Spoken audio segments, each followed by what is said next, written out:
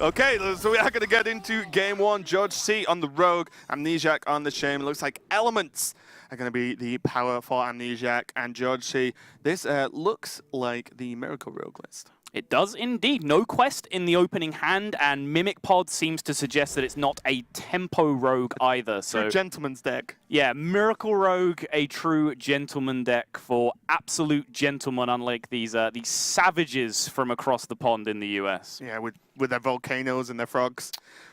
Volcano, though. Wow, Volcano is a really interesting card because there were elementals in his opening hand that he mulliganed away, right? So this is an elemental shaman. We saw this from Team Sweden play this style as well. Elemental shaman with volcanoes as their sweepers because it only overloads for 2, which is actually it didn't really click until because I've not really played much Volcano yet. It didn't really click until I saw it come out. I was like, oh. It's actually not a lot of overload for a lot of board sweep. It's not elemental destruction. Exactly. It's not that lockout. You don't need to pair it with those Lava Shock style cards that are now gone, although I believe Eternal Sentinel is still hanging around, but Lava Shock has bitten the dust at this point. But Amnesiac has hit that turn 1 Firefly, which is obviously a big deal. This is the engine card to elemental decks in the same way that Twilight Whelp was the engine for Dragon Priest.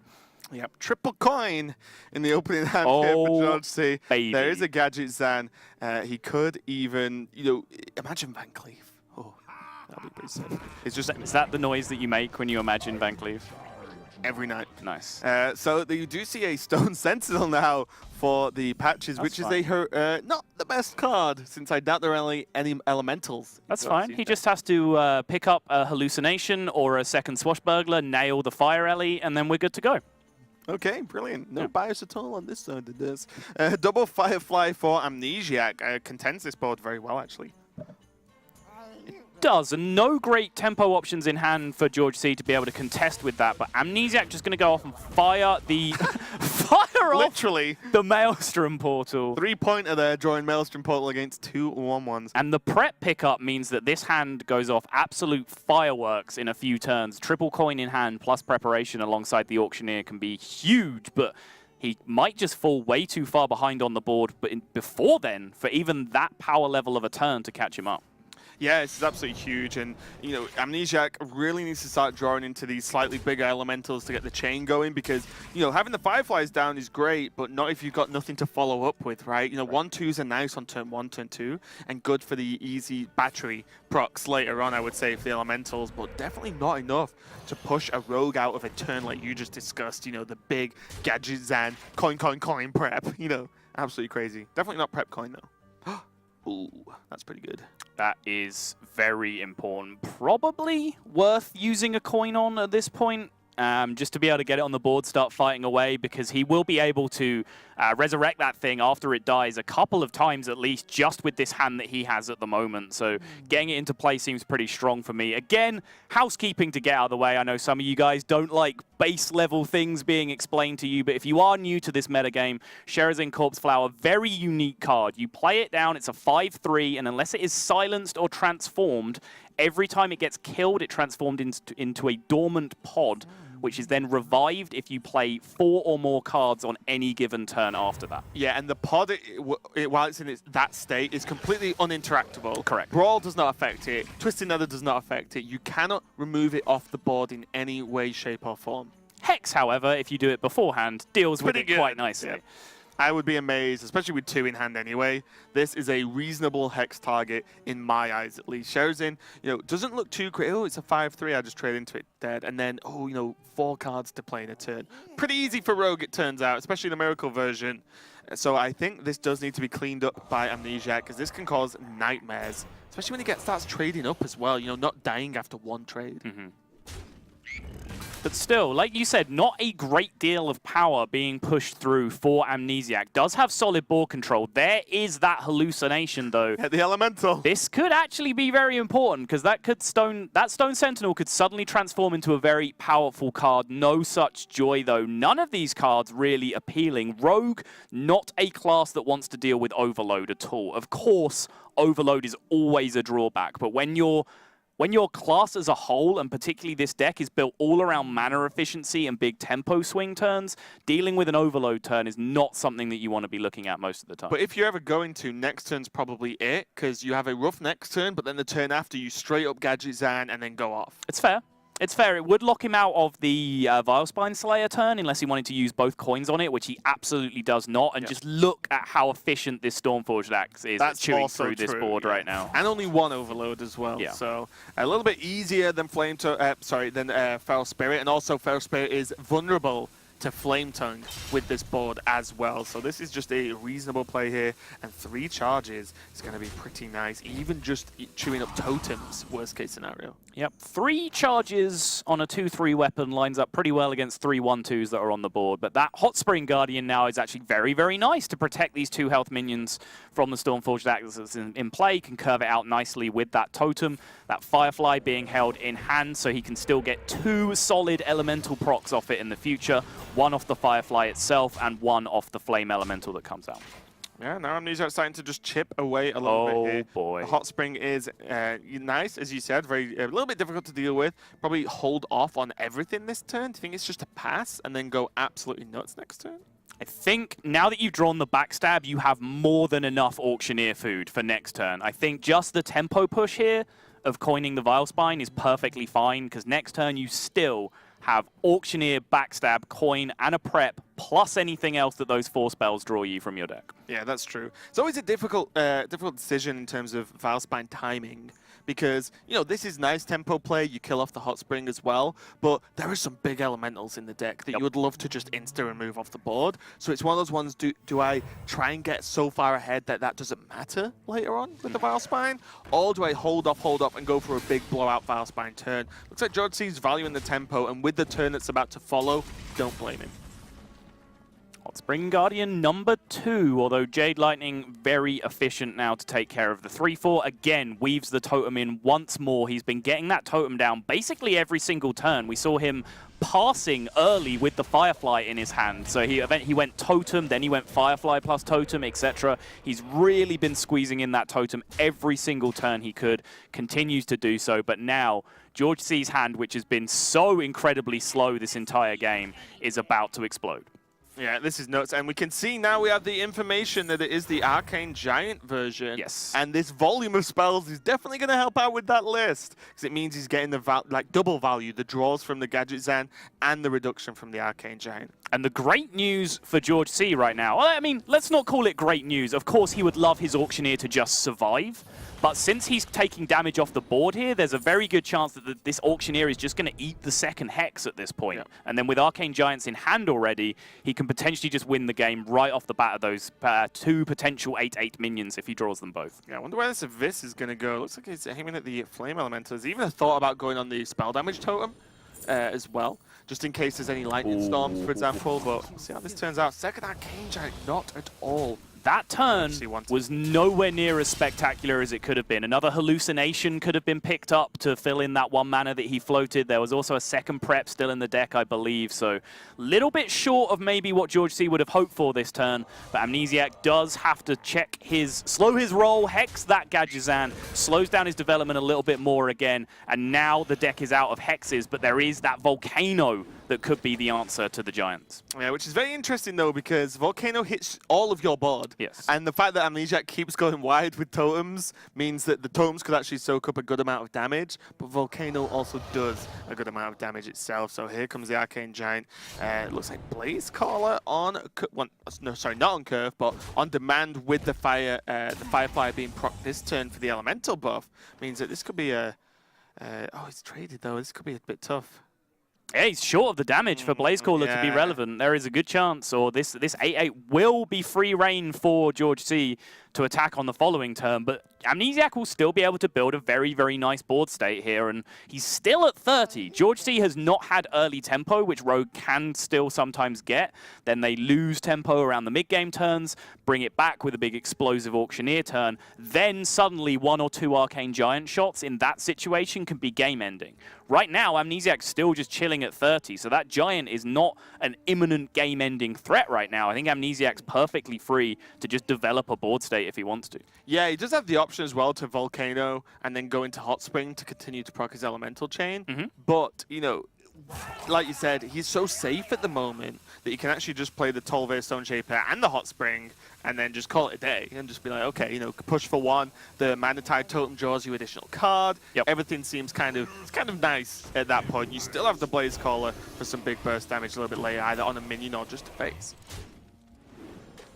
Amnesiac just pushing Fire LE being picked up now, so George C has to get a strong grip on this board sooner rather than later, otherwise he's going to find himself in serious issues. Mimic Pod can be used now to proc the Vilespine Slayer, which beforehand would have meant wasting a combo effect like the SI. He's looking like he might just be valuing the extra 3/3 on the board right now anyway. You can see very clearly the decision that George C is trying to make here. The Vilespine looks like it's going to get played. It's just a matter of whether he's activating it with Mimic Pod or with SI7. Yeah, it's definitely a tough one as well because he has to know that, you know, Blaze Caller's a potential option as well.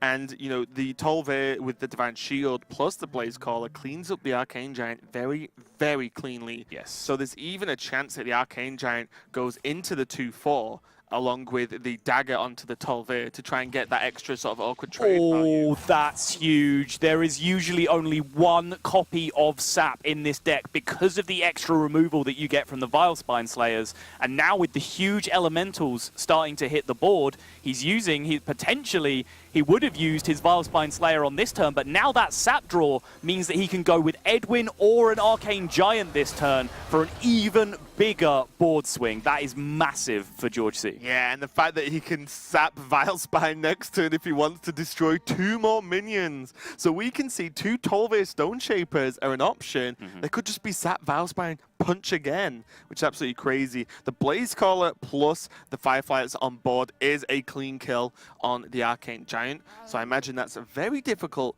to turn down. But the problem is, like, you know, you just left a Giant on the board, kind of just on its own to do whatever it wants with.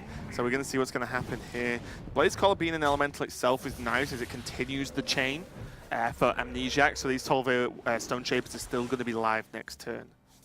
Yeah, and I will correct a point I made in a previous series. Of course, using the original copy of a Mimic Potted card does not show the text that it was created. Someone corrected me on Twitter. Thank you very much for that. But the point that I was getting at and why I thought that is that as soon as one is played, it's the easiest hand read in the world, right? That you know a second Sap is there. So that's why I think we see Amnesiac using the Blaze Caller here. He wanted to develop the threat that was the worst target to Sap, whereas, of course, playing Stone Shapers would have just given value to that second Sap that he knows is there. Yep, options are Finders Keepers, Hammer of Twilight, Master of Evolution. I actually wouldn't even mind the Hammer here. Master of Evo is a full heal to that Giant. He could trade into the 6/6 and then Evo his Giant and then heal it back up to 8/8 because of the unique way that Evolution works when there isn't an available target to evolve into.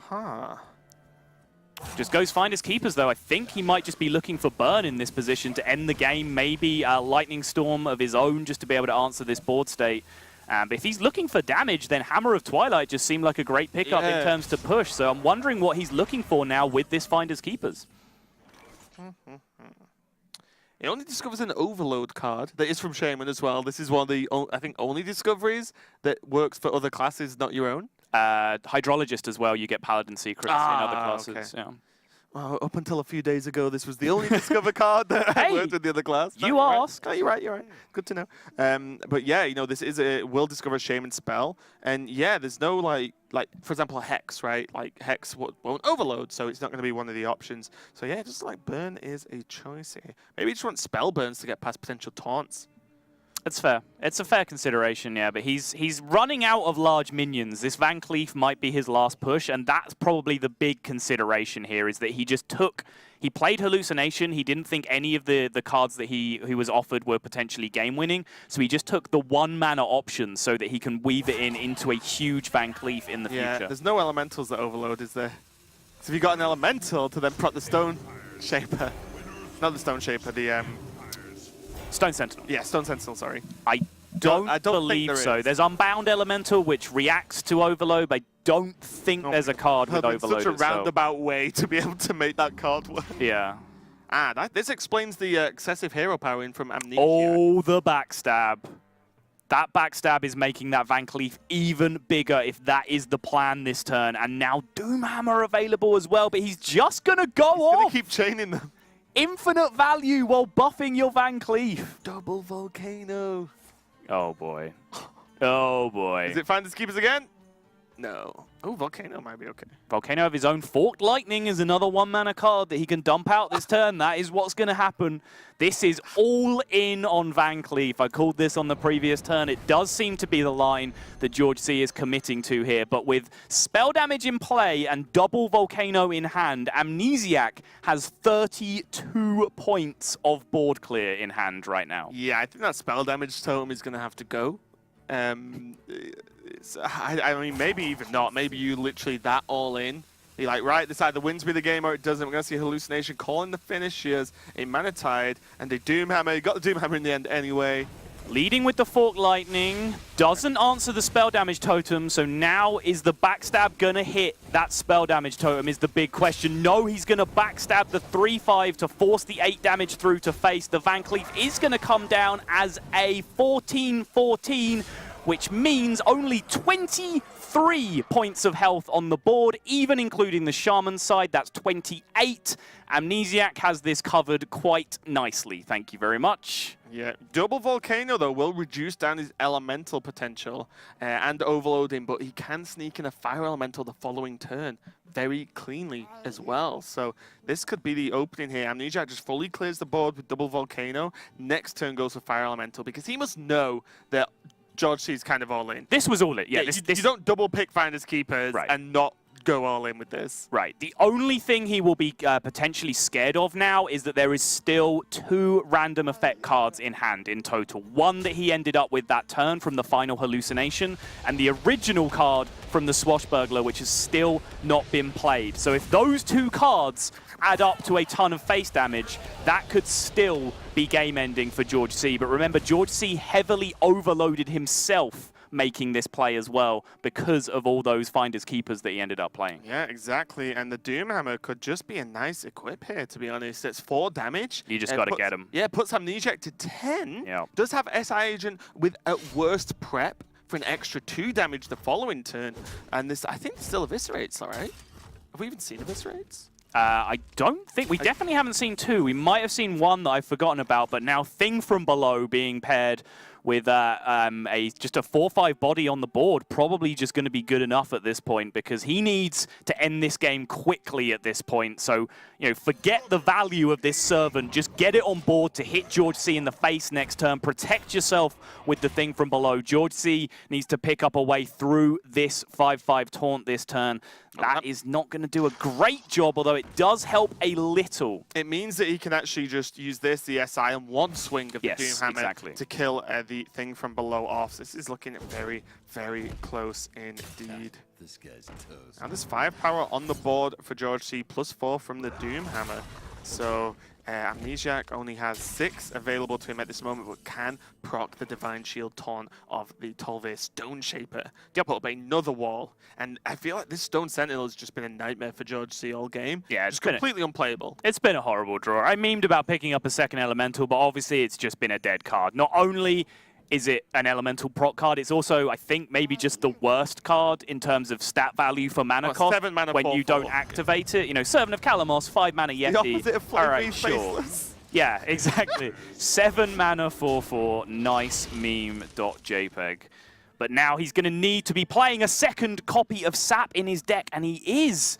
That, from his perspective, is going to give him hope of potentially winning this game. Sets him up for an Eviscerate top deck for lethal on the following turn. But Amnesiac is going to have none of this. He has the J-Claws in hand to finish the game. And the long-awaited matchup is going to go down in the way of Amnesiac of the USA, and we are both miserable right now. Yeah, even I'm struggling to stay positive at this point. Yeah. And anyone who knows me knows that's quite the feat indeed. But fair enough, Amnesiac does take the game. Very cool game, though. very close. George C going for the all-in, and it not quite working out for him, but nice, solid play. Not just like the small ones or like tournaments from his house, for example. It's like, no, he goes to major tournaments and wears these pants when he plays. He is deemed lucky, and well, I think he had the moment as becoming the world champion, so you can't really argue with that. It looks like we are finally back in the game. Sorry about that slight delay, but Firebat will be Firebat. I think we handled that expertly, Raven. Oof, it's too much for me to handle. But though, that's kind of interesting. Sorry, that's just caught me off guard a little bit. I was like, has he swapped the card out and picked the wrong card again? Worgen Infiltrator in Pirate. You know in Crypt's Challenge Stone events where if you don't meet the rules, then they have that list of punishment cards that fill in. That's what. No, seriously, I've seen Worgen Infiltrator be played in Pirate Warrior before, especially now when the deck is down 1/1 drop because of Finley going out from the game. Quite often, some other people have just made the deck a little bit bigger, put in a bit of extra late game to replace Finley. But I know Worgen Infiltrator has been a card that's been filling that spot as well.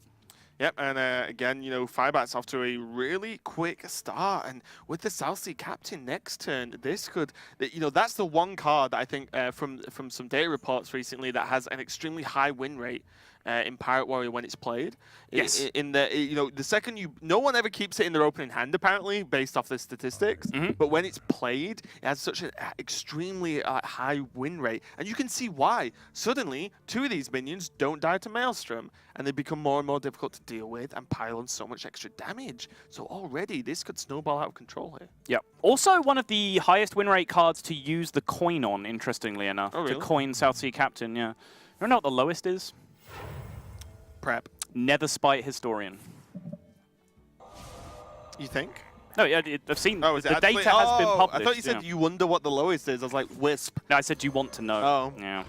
But still, South Sea Captain, incredibly powerful in this spot. Hex did come out, which is going to allow Jambray to now curve out twice with these Hot Spring Guardians. If he picks up a Stone Shaper in the meantime, then that is a big deal. But now Tar Creeper as well allows him to taunt on 3 consecutive turns now. Plays the Tar Creeper just to make sure that there's no value trade available for the Captain that there would have been into the Hot Spring Guardian. Yeah, this is looking rough for Jambray, but that's a lot of taunts and a lot of heals, and with the Hot Spring on 4 and 5, on turn 4, means you can get the Servant of Kalimos off on turn 5 if required, but it might just be Hot Spring, Fire Elemental at this point.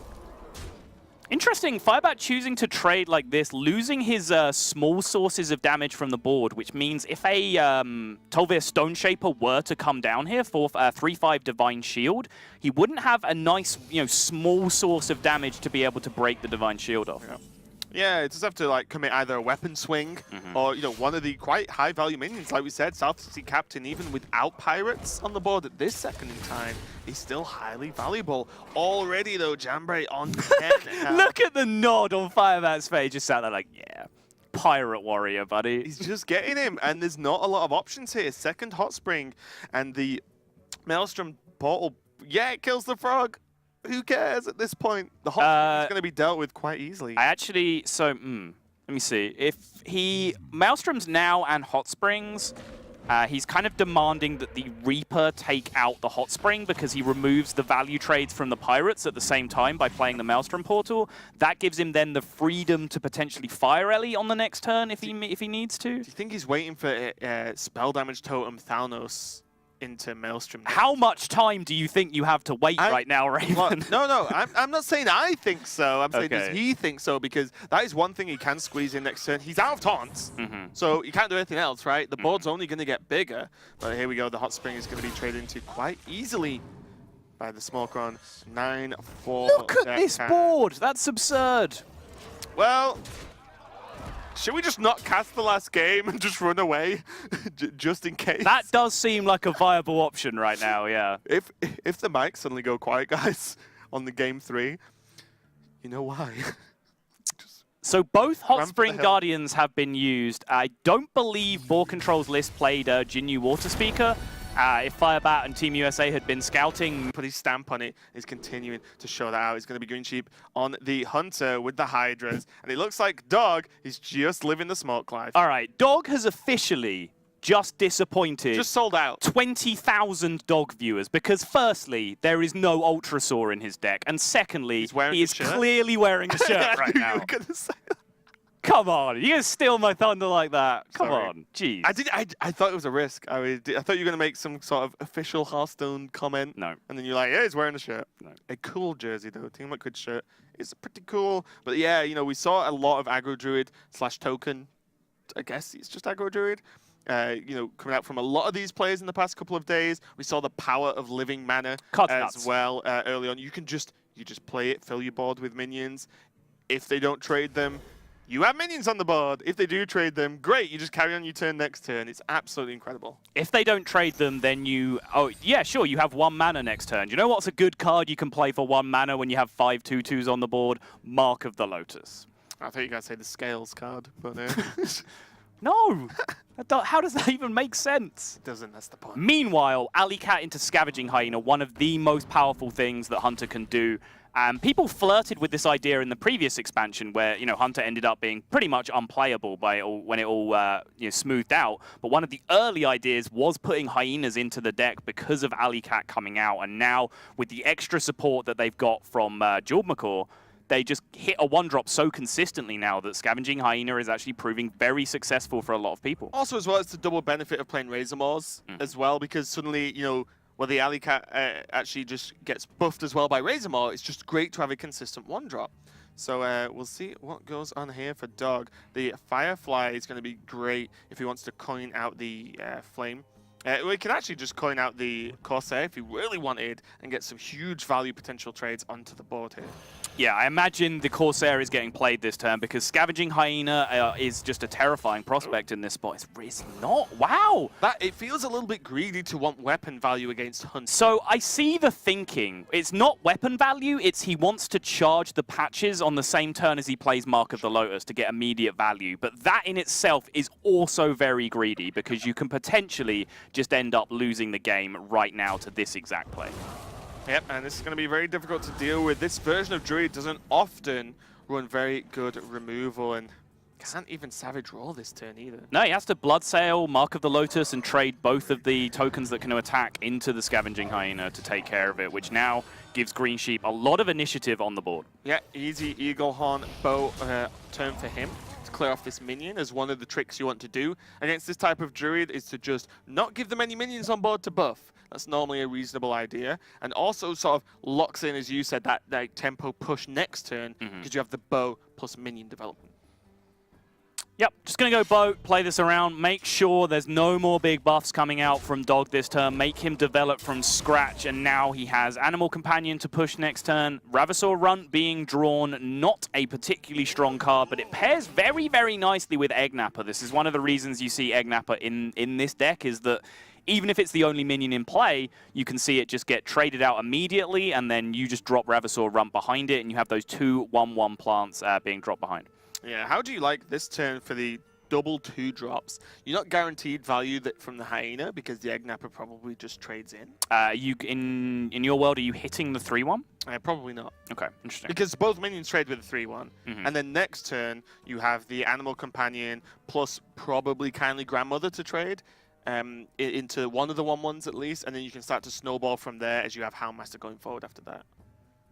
Yeah, I don't mind it. It looks superior to Animal Companion at least. If there's any other buff in hand, then even your best case scenario, Animal Companion ends up being pretty weak. So double 2-drop seems like the line to me. I think hitting it or not is a slightly bigger question mark for me. I do err on your side, but there's an annoying little feeling in the back of my brain that you're supposed to hit this 3/1 this turn.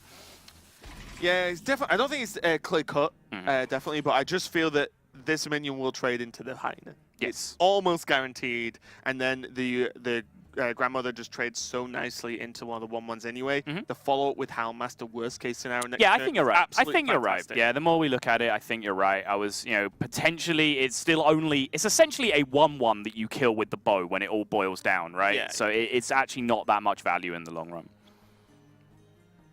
Okay, so the trade is going to happen, Hyena. Definitely not something you can leave up. Defender Vargas to make one of the minions not die into this trade now, so it looks a little bit worse. But Houndmaster, oh, Firebat's a nice pickup here. That is a huge pickup, but Green Sheep needs to be pushing big right now because Dog has that Finger hitting the board next turn. He has a Savage Roar to follow up with the turn that Finger pulls Murloc. So even if he pulls the usually weak 2 Bluegill Warriors off his Finger, that Savage Roar is going to make it represent a lot of power. Yeah, and even the ability to play the Finger into the Ravasaur run is, you know, like you said as well, so to get the buffs that turn means that you can almost guarantee that to happen. And Hunter, there's been a lot of variations of Hunter decks, and a lot of them have been including Deadly Shot to try and counter the Warriors as well. And Deadly Shot can be the one card that hard counters Finger. But now, Living Mana or Finger? It's got to be Finger, right? It's Finger, yeah. I mean, basically, the way to look at this is that one of these options allows you to follow up with the other one if you want. Yeah. The other way around just doesn't work. They're both insanely powerful and both potentially game-winning, but Living Mana in itself also has a lot of counterplay against Hunter in the form of Unleash the Hounds, which can be devastating against you because quite often, sure, the Hounds don't clear the 2/2s, but they do just get to go face, and you don't have the mana to respond to them. Yeah, and this is a really nice pickup for Green Sheep. I don't know, maybe Hero Powers this turn, just to squeeze it in, but he could have pushed like effectively 12 damage with the bow if he wanted to go for it. So this is 11, so only 1 off for not equipping the bow, getting more value out of the Hero Power. But Green Sheep's just turning on the heat now, and in this position, without some big minions like Highmane or Hydra, he has to. I think he almost now has to ignore everything that goes on the board. Savage Roar preemptively here from Dog, so he's not going to get the raw value off any of the summoned Murlocs, but this will allow him to get Ravasaur Runt value this turn. The pull is War Leader Bluegill, so the Houndmaster is probably going to bite the dust here as well, and importantly, that Finger sticks around as a 6/1 because of the post-summon buff from the War Leader, and that was exactly the swing turn that Dog was looking for. And is this the end of our heroes, Raven? It looks like it might just be ending all so soon.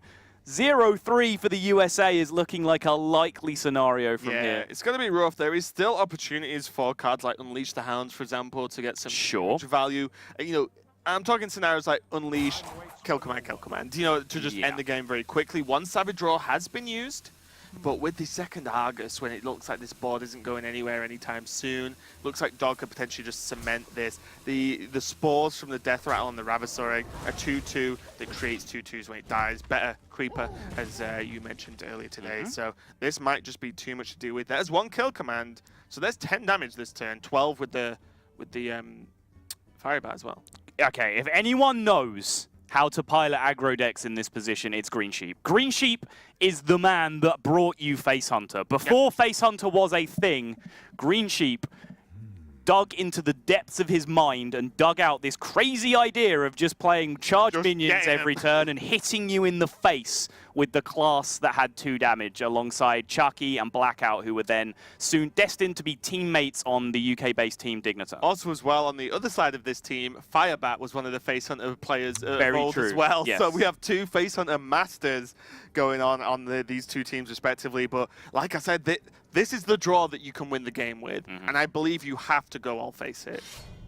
I do too. The Defender of Argus is going to be very, very punishing here, of course, but if you go all face, you put him down to 4. That means the hero power only brings him back up to 5, so in the world where there is no taunts and no lethals, hero power plus the second bow charge ends the game next turn. And also as well, when you put Dog in this position, he might want to start trading. Obviously, there's only Firebat on the board, but you know, he's quite a way away from lethal himself, so he will play defensively, and that might buy you the. Sometimes you can't. That might buy you the odd turn. Right. So it could be tricky. Obviously, there is only Firebat. It's not going to buy you the extra turn because 2 more Murlocs are getting pulled out of Dog's deck this turn. So there will just always be lethal on board next turn. And there's the reaction from Green Sheep, a reaction that you and I share, Raven. And as I said, this right here is going to seal the fact that there is only 1 more turn left for Green Sheep to live. And with Dog at 9, even kill command number 2 is not enough to get the job done here. Unleash the Hounds does not get it done either. There is no one card I'm aware of, at least, that is going to do it, and Jaime is definitely not it. The sheer amount of health, the second defender of Argus, is going to close out this game for Dog, and it's just going to be too much now. So this is just... This is just too much here. There it is. It's going to be game, and Dog is going to take the victory for America.